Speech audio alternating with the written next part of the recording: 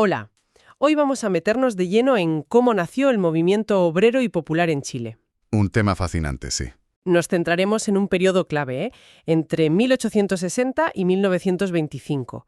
La idea es basarnos en un análisis histórico que va un poco más allá, ¿no?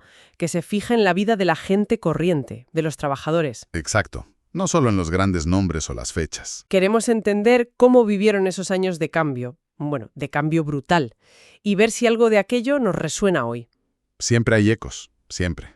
Venga, viajemos a Chile, segunda mitad del siglo XIX.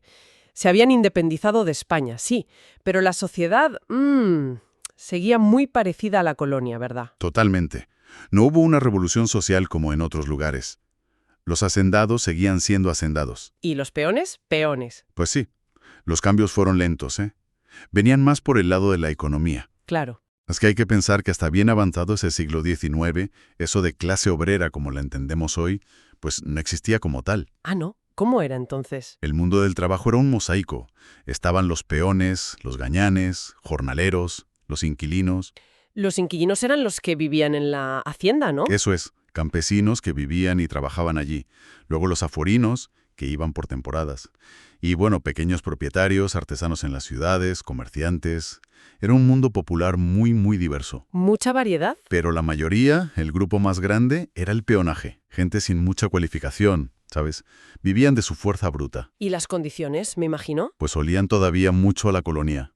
Casi de semiservidumbre. El caso del inquilino es muy claro. Trabajaba a cambio de un sitio donde vivir en la hacienda. Ajá. Y ojo, que el pago no siempre era en dinero.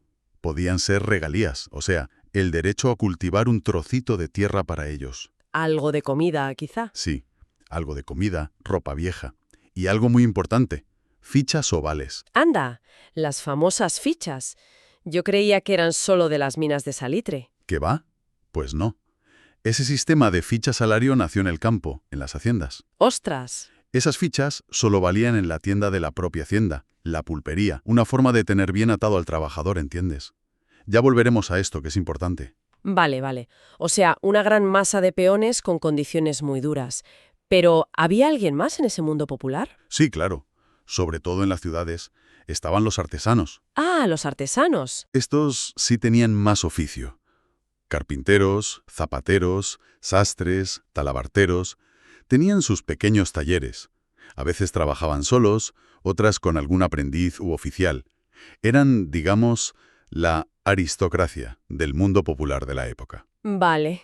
Y por lo que veo en las notas, fueron ellos los primeros en moverse, ¿no? Allá por 1850, más o menos. Exacto. De ahí surgió un primer movimiento popular. Todavía no lo llamaríamos obrero, ¿eh? Entiendo. ¿Y qué pedían? Pues algo muy concreto y económico. Protección del Estado. A ver, resulta que tras la independencia, Chile abrió sus puertas al libre comercio. Claro. Y empezó a llegar un montón de producto manufacturado barato de fuera. Los pequeños talleres artesanos no podían competir. Lógico. Normal. Así que pedían aranceles, impuestos altos para lo que venía de fuera y que ellos hacían, y bajos para las materias primas que necesitaban importar. Tiene toda la lógica del mundo. ¿Y cómo se organizaban? ¿Ya había sindicatos o algo así? Que va, para nada. Eran formas más, digamos, comunitarias. Montaban sociedades de socorros mutuos. Para ayudarse entre ellos, ¿no? Eso es, para echarse una mano si alguien caía enfermo o tenía una necesidad. También cooperativas, escuelas nocturnas para artesanos pagadas por ellos mismos, incluso mutuales de temperancia, De temperancia. clubes de abstemios Sí. y sociedades filarmónicas de obreros. Filarmónicas. Eso suena curioso. ¿Qué hacían ahí? Pues sí, allí cantaban, recitaban, hacían teatro, bailes. Fueron de los primeros sitios donde hombres y mujeres del pueblo podían relacionarse fuera del trabajo o la familia, ¿sabes? Allá por los años 70 del siglo XIX. Qué interesante. Detrás de todo esto flotaba una idea que venía de un grupo anterior, la Sociedad de la Igualdad, la regeneración del pueblo. ¿Regeneración? ¿En qué sentido? Querían cultivarse, educarse, salir de ese estado de sumisión moral e intelectual en el que sentían que les tenían las clases altas. Fíjate que aún no era una lucha directa del trabajo contra el capital. Claro, porque el capitalismo industrial apenas. Apenas estaban haciendo. Exacto. Vale, entonces tenemos a los artesanos pidiendo protección y organizándose de forma mutualista, cultural, Pero luego la cosa cambia, ¿verdad? Sobre todo a partir de 1880, me comentabas. Efectivamente. A partir de 1860, pero con mucha más fuerza desde 1880, Chile entra de lleno en la transición al capitalismo. Ajá. Empieza a haber una industrialización, pequeña al principio, pero real, y sobre todo la gente se muere. Hay migraciones masivas del campo a las ciudades y, muy importante, a las zonas mineras. Buscando una vida mejor, supongo. Claro, muchísimos campesinos huyen de la vida dura y el control de los hacendados buscando algo mejor, o lo que creían que era mejor. Aquí es donde la cosa se pone interesante de verdad, como decías antes. La sociedad chilena empieza a transformarse, bueno, a lo bestia. Sí. Crece la población en las ciudades, aunque el campo sigue siendo mayoritario por un tiempo, Ojo. Vale. Aparecen las primeras fábricas con maquinaria moderna y la minería, especialmente la del salitre, después de ganar la Guerra del Pacífico en 1884. La famosa Guerra del Pacífico. Aunque, ojo, esa guerra también sirvió para que la propiedad de las minas quedara en manos extranjeras, sobre todo inglesas. Un detalle importante. Ya. Y ese desarrollo capitalista trae algo nuevo y fundamental. El proletariado industrial. Sin proletarios, no hay capitalismo industrial. Son la nueva clase social clave. Y esto lo cambia todo. Lo cambia todo en el movimiento popular. Ya no son solo los artesanos los que llevan la voz cantante. Ahora es un movimiento obrero y popular. ¿Y quiénes son esos proletarios? ¿De dónde salen? ¿Son los mismos artesanos? No principalmente. Salen sobre todo del peonaje, esos campesinos y jornaleros que se fueron del campo. Ah, los que migraban. Exacto. Al llegar a la ciudad, a la fábrica, a la mina, se proletarizan. ¿Qué quiere decir eso exactamente? Pues que pierden lo poco que tenían, quizás un trocito de tierra, sus herramientas si eran artesanos rurales, y solo les queda vender su fuerza de trabajo para vivir. Se convierten en obreros asalariados. Entiendo. Los artesanos siguen ahí, pero pierden fuelle, pierden esa hegemonía que tenían antes. La clase obrera se convierte en la nueva vanguardia del movimiento. Y supongo que la relación con el jefe también cambia radicalmente, ¿no? Totalmente. Del trato más personal con el hacendado, que podía ser explotador, sí, pero a veces hasta era el padrino de tus hijos. Más cercano, aunque fuera duro. Eso. Pasas a una relación súper impersonal en la fábrica o la mina. Tratas con capataces, administradores. Rara vez ves al dueño, que podía vivir en Valparaíso o directamente en Londres. Madre mía, qué cambio. Y lo de las fichas que mencionabas antes, ¿siguió pasando en las minas? Vaya si siguió.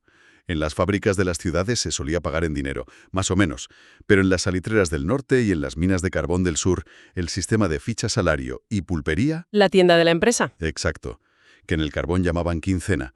Era la norma, era una forma brutal de atar a los trabajadores, porque las fichas solo valían allí. Claro. Y claro, en la pulpería los precios eran mucho más caros que fuera. Una doble explotación, vamos. Qué fuerte. Además, fíjate qué curioso. Hasta bien entrado el siglo XIX, todavía existían los castigos físicos en algunos trabajos. ¿Castigos físicos? ¿En serio? Sí, algo totalmente impropio del capitalismo más desarrollado, donde se supone que te controlan por la necesidad económica, no a latigazos. Otro resto del pasado colonial que pervivía. Madre mía. Y antes de que surgiera esta clase obrera más organizada, ¿cómo protestaba la gente? Los peones, por ejemplo. Pues la forma más típica, sobre todo en las minas, eran los motines peonales. Motines. Eran estallidos de rabia, muy espontáneos, a menudo violentos. Se rebelaban contra un abuso concreto, un capataz especialmente cruel, una subida de precios en la pulpería. Algo puntual. Sí, pero no había líderes claros, ni una lista de cosas que pedían, ni intentos de negociar. Eran como un grito desesperado de gente recién salida de la colonia, sin mucha formación, con una mentalidad más tradicional, digamos. ¿Y cómo acababan? Siempre mal. Siempre acababan aplastados a la fuerza. Ya. Pero con la llegada del proletariado, ¿eso cambia? Exacto. Aquí viene una diferencia fundamental. Aparece la huelga obrera moderna. La huelga como la entendemos más hoy. Eso es. Ya no es solo un estallido de furia. La huelga tiene objetivos claros.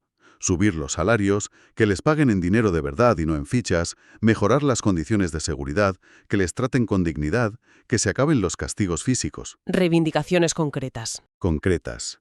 Más adelante pedirán reducir la jornada laboral. Y muy importante, la huelga se apoya en una organización, aunque sea un comité temporal formado para la ocasión. Tienen un pliego de peticiones, un listado de demandas. Intentan negociar. Intentan hablar con los patrones o sus representantes. Y hay líderes visibles que dan la cara. Es otra cosa. Entiendo. Pero, ¿estas huelgas eran siempre pacíficas? Me cuesta creerlo con la tensión que describes. No, no necesariamente. Podía haber violencia. Por ejemplo, cuando formaban piquetes en la entrada de la fábrica o la mina para que no entraran los esquiroles, los rompehuelgas. Claro. O cuando se enfrentaban a la policía o a los guardias privados de las empresas, que los había. Pero, y esto es clave, era un uso de la violencia más calculado, más político, ¿sabes? ¿En qué sentido? Sabían que tenían las de perder en una batalla campal. Así que era una especie de economía política de la violencia. Presionar, resistir, pero intentando no provocar una masacre, aunque por desgracia masacres hubo. Y muchas, muchísimas. Uf. O sea que vemos una evolución clarísima, de los motines espontáneos a las huelgas organizadas, de pedir proteccionismo para los talleres a exigir derechos laborales básicos. Y la forma de organizarse también cambia radicalmente. Justo. De las mutuales y las sociedades culturales de los artesanos se pasa al sindicalismo puro y duro. Al sindicalismo de lucha. Exacto. Entendido ya como una organización para la lucha de clases, para arrancarle mejoras al capital. Surgen así las sociedades de resistencia. Resistencia. Sí, tenían una fuerte influencia anarquista, sobre todo desde finales del siglo XIX, 1898 más o menos. Y poco después, las sociedades mancomunales de obreros. Mancomunales. ¿Qué eran exactamente? Suena interesante. Eran súper interesantes, ¿sí? La primera nació en Iquique, en el norte salitrero, en 1900, y se extendieron por todo el país. Eran como un híbrido. Un híbrido. Mezclaban la lucha sindical con el apoyo mutuo, la educación popular. Incluso publicaban periódicos. Y lo curioso es que agrupaban a trabajadores de una misma ciudad o zona, hombres y mujeres, sin importar el oficio. Ah, como un sindicato territorial, más que por oficio. Exacto, una especie de sindicato territorial. Muy potente. Más tarde, ya en el siglo XX, llegaron las grandes federaciones. La FOCH, que es la Federación Obrera de Chile. La famosa FOCH. Empezó siendo más mutualista, pero acabó siendo un sindicato de clase muy potente. Luego la FORCH, la Federación Obrera Regional de Chile, de inspiración anarquista, desde 1913. O sea, había distintas corrientes. Claro, claro. E incluso una rama chilena de la IUW, los Industrial Workers of the World, un sindicato anarcosindicalista internacional, desde 1919. Varia panorama. Detrás de todo esto resonaba fuerte la idea de la Primera Internacional, ¿sabes? La emancipación de los trabajadores será obra de los propios trabajadores. Autonomía obrera pura y dura. Esa era la clave. ¡Qué potente! Y a nivel de ideas, de política, también hubo cambios. Porque antes hablabas de ese liberalismo popular de los artesanos. Claro, ese liberalismo popular inicial compartía cosas con los liberales de las élites. La idea de separar Iglesia y Estado, la importancia de la educación, la fe en la razón, esas cosas. Pero imagino que no era lo mismo. Pues no, había roces. Cuando los liberales llegaron al poder allá por la década de 1870, se olvidaron bastante del proteccionismo que pedían los artesanos. Ahí empezó a verse una distancia clara entre el liberalismo de los de arriba y el de los trabajadores. Y me imagino que con la llegada de la clase obrera, con sus problemas específicos, ese liberalismo popular ya no era suficiente. Exacto, se quedó corto. La nueva clase obrera necesitaba sus propias ideas, sus propias banderas políticas que defendieran sus intereses como clase explotada. Y ahí es donde entran. Ahí es donde entran con fuerza el anarquismo y el socialismo, en sus distintas versiones. Este es un cambio ideológico fundamental. Ya no buscan solo regenerarse, como decían los artesanos, buscan transformar la sociedad de raíz. Un salto cualitativo. Los primeros grupitos de trabajadores inspirados directamente por ideas anarquistas y socialistas.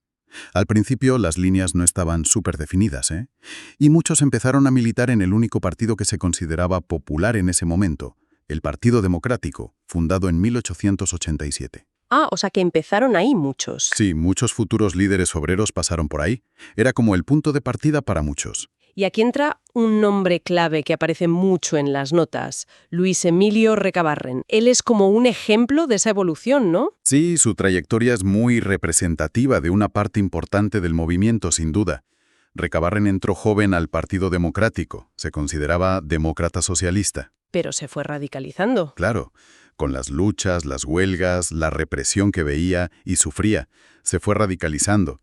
Viajó a Argentina, donde contactó con socialistas, luego a Europa, con la Segunda Internacional. Y al final rompió con el Partido Democrático. Sí, en 1912.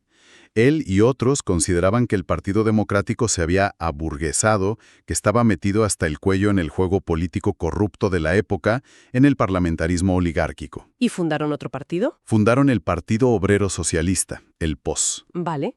Y la cosa no paró ahí. Con el impacto de la Primera Guerra Mundial y sobre todo de la Revolución Rusa de 1917. La Revolución Rusa lo cambió todo. Cambió el panorama mundial, sí, el POS se radicalizó todavía más. Y en 1922 decidieron transformarse en el Partido Comunista de Chile, pidiendo unirse a la Internacional Comunista que lideraba Moscú. Directamente. Directamente. La FOCH, la Federación Obrera que ya controlaban en gran medida, también se unió a la Internacional Sindical Roja, alineada con Moscú. El viaje de Recabarren resume bien esa transición del socialismo democrático inicial al comunismo leninista en una parte del movimiento obrero. Una parte importante. Sí, pero ojo, es importante no olvidar que la corriente anarquista y anarcosindicalista era también muy fuerte, especialmente hasta bien entrados los años 20. Tenían una visión muy diferente, antiestatal, basada en la acción directa, y sus propias organizaciones potentes como la FORCH y la IWW. Había una diversidad ideológica grande. Vale, importante matiz. Tenemos entonces un movimiento obrero cada vez más grande, más organizado, con ideologías propias y bastante radicales.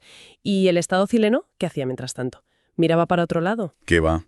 Al principio, el Estado oligárquico del siglo XIX y principios del XX, que era básicamente un Estado gendarme, como decíamos. Policía y poco más. Sí, preocupado solo del orden, la defensa y poco más. Intentó negar el problema. Decían que la cuestión social, como empezaron a llamarla los propios sectores dominantes con preocupación, no existía en Chile, que eso era cosa de Europa. ¿En serio? Sí, y su respuesta inicial fue la represión brutal. Entre 1903 y 1907 hubo un ciclo terrible de matanzas obreras. ¿Matanzas, has dicho? Matanzas.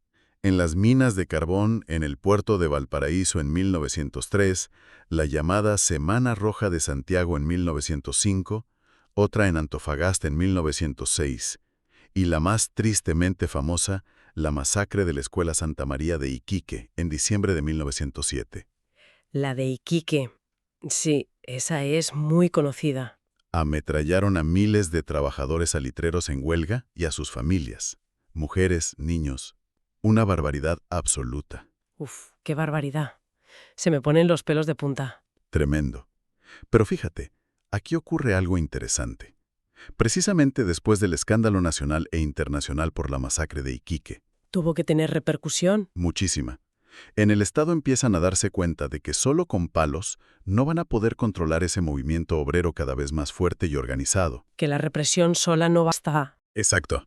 Así que entre 1910 y 1925 más o menos, el Estado empieza a cambiar de estrategia. Ojo, sin abandonar la represión, eso nunca, pero combinándola con otras cosas.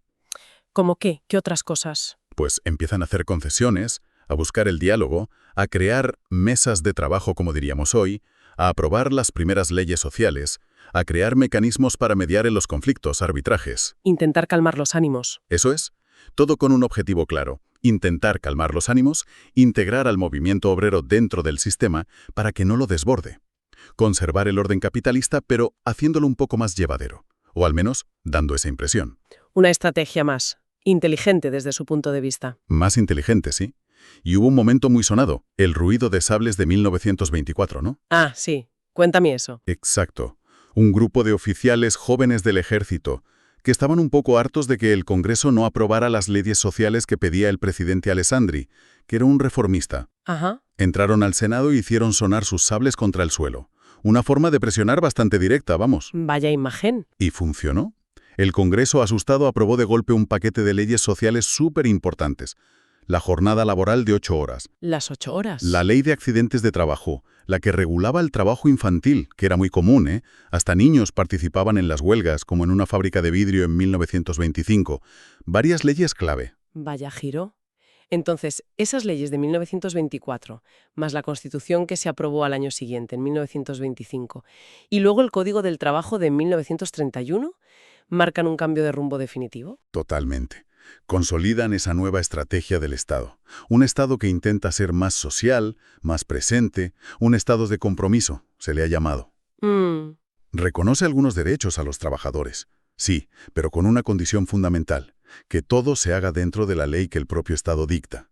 Sindicatos legales, huelgas legales, muy reguladas, claro, negociación colectiva legal, todo bajo el paraguas del Estado. Pero me decías que la represión no paró, que seguían. No en absoluto. Eso es crucial entenderlo. No fue un camino de rosas hacia el bienestar. Los mismos gobiernos que aprobaban leyes sociales, como el de Alessandri, seguían reprimiendo durísimamente cuando las huelgas o las protestas se salían de lo que consideraban aceptable. Palo y zanahoria. Exactamente. Hubo más matanzas obreras terribles en los años 20, como las de San Gregorio o La Coruña. Y luego la dictadura de Ibáñez, entre 1927 y 1931, persiguió a muerte a anarquistas y comunistas. O sea que el objetivo era claro. Clarísimo. Por un lado, ofrecer un camino legal, la zanahoria de las leyes sociales y el reconocimiento. Por otro, golpear muy duro a quienes no querían seguir ese camino o lo desbordaban, el palo.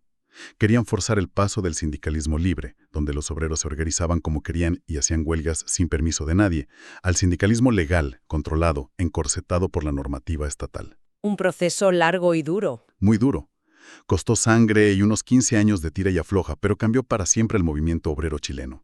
Marcó unas reglas del juego que, en parte, con muchos cambios obviamente, pero siguen vigentes en algunos aspectos. ¿Qué recorrido más intenso hemos hecho? Hemos visto cómo se pasó de esa masa de peones dispersos y motines espontáneos a los artesanos con sus mutuales pidiendo protección, Luego el surgimiento de la clase obrera industrial. con sus huelgas organizadas, sus sindicatos de lucha, sus sileas anarquistas y socialistas. Y enfrente, un Estado que pasó de negar el problema y solo reprimir a intentar una estrategia mucho más compleja. Combinar represión con concesiones y leyes para intentar meter en cintura, como decíamos, a esa nueva fuerza social que les daba tanto miedo. Exacto. Y si te fijas, queda una tensión flotando en todo este relato, ¿no? Totalmente. La tensión entre esa voluntad de autonomía obrera, esa idea de que la emancipación será obra de los propios trabajadores y los intentos constantes del Estado por encauzar, controlar, integrar ese movimiento. Ya sea por la fuerza bruta o... O mediante leyes, constituciones, beneficios sociales. Es una tensión constante en la historia del movimiento obrero, no solo en Chile. quizás entender cómo se forjaron esas reglas de juego, esas instituciones laborales, en medio de tanta lucha, tanta sangre y también tantas esperanzas. Pues sí, quizás nos puede dar claves para pensar los debates de hoy sobre el trabajo, los derechos, la organización social, el papel del Estado aquí en Chile y en otros lugares. Es algo para darle vueltas, ¿no crees? Desde luego, mucho en qué pensar.